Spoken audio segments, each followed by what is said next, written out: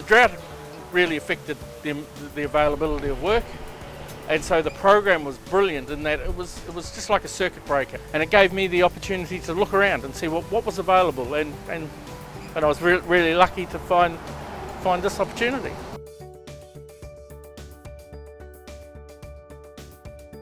Having the pressure taken off of how was I going to pay the bills this week meant that I had time now to think about other things.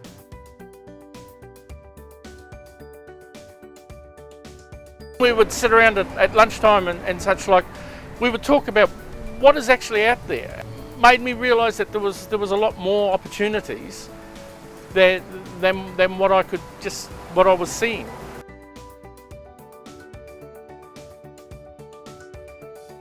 Interestingly enough, the hours are much the same. So I'm getting up at about 4:30 in the morning. I finish a bit earlier than when I was dairy farming.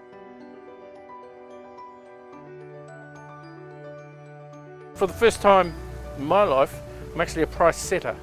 Previously, I've always been a price taker. As a farmer, you have no choice. People tell you this is how much this will cost, and when you go to sell your product, they tell you how much they're going to pay you. It is very tempting because the slices and pies and such like are top notch.